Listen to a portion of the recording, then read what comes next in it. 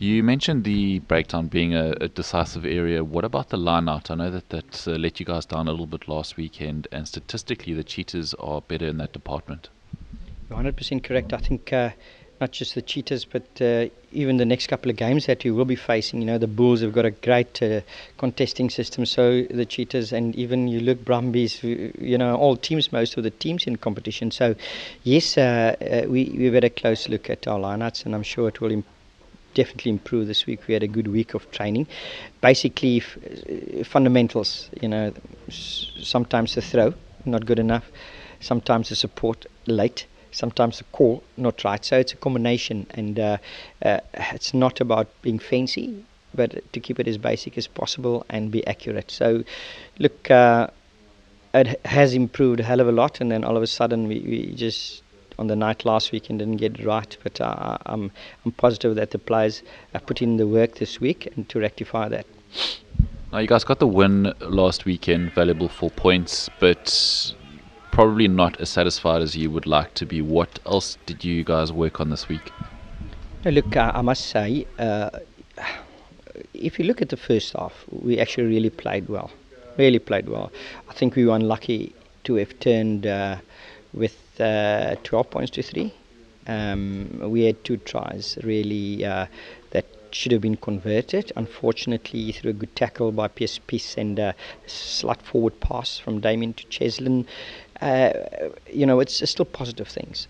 If you look at the score, then it might be misleading, and people think it's not an attractive. That's what you get against Thomas Bulls, but that is something of the past. I'm happy about the physical intensity that you play Super Rugby with. You've got to pitch up physically every week, and that is what we will be needed this weekend against the Cheetahs as well. Every derby is confrontational and hard.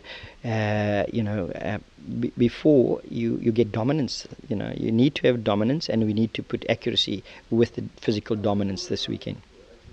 So you guys have got a nice run now of home games. In the greater scheme of things, I know the old cliche, take one game at a time. But I mean, as far as previous seasons have gone, I mean, you must be feeling in quite a sort of sweet position. I think we've really worked hard to be in this position, and that is what one shouldn't underestimate. It's not a thing that you can change mid-season. It's something that you've done in pre-season, and therefore we can be in this position. So hopefully the players can kick on from here. It's good to have your sort of destiny in your own hands. Therefore, one has got to keep working hard and keep, they say perfect practice makes perfect sort of players. And we've got to make sure this is a challenge in Super Rugby this time of the year, where you've got to manage players properly, get the teams out there that's fresh, that can pitch up with the physical intensity that is required at this level, but like I said, also with the accuracy that is required at this level, and also with that confidence in your game. And the big thing about the competition is when you're under pressure, that you don't go into a spiral, but know how to get out of the sort of there are ebbs and flows in games, and once you're down there, you must know how to get out there to get the momentum and the ascendancy again. So the team has matured in a lot of ways, and I'm just happy that this is a good position to be in, and challenge is now how to keep the momentum going. But I think there's a great a sort of feel in terms of the leadership in the team. They understand game management, they understand the ebbs and flows of the game. There's no way that you will always be on the up in this game. Opposition respond and they put you under pressure, but it's how you react to that pressure and how you get on top again. So I'm happy with the leadership. They're really, really leading by example, and our captain has been immense, Dwayne, not just in his leadership roles, but also the way he plays, so and how he inspires players around him. Juan de Jong similar. Damien has played excellently next to Juan as a vice captain, and the rest of the backs, and also Scala with his experience also brings the best out of Sia and the other tighties. So that's what I mean by knowing the flow when there's momentum, how to keep that momentum going.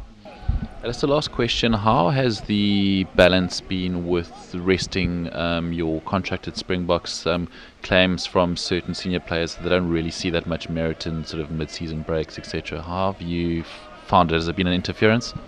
No, not at all. I think players might not see the benefit of it now, but it will definitely be there later in the year. Once the Super Rugby competition is finished. I think has been going really well for us. We've stuck to our plan. The plan was drawn up early in the year, irrespective of our situation that we've been. We stuck to that. We planned Dwayne's 2-week break before the season, the Waratahs and the Force.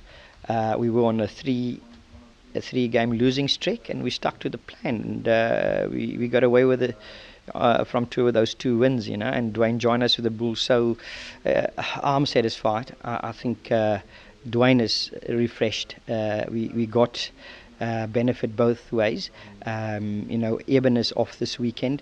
We're still looking at Schalke and France, and going forward in the comp. But when you do that, then your backup players must be also not just conditioned, but also tactically with the rest of the team, and technically with the rest of the team. And I think our squad is in a position where whoever gets injured, the next guy stepping in, that guy puts up his hand and he takes his opportunities. Thanks, Alistair. Good luck this weekend.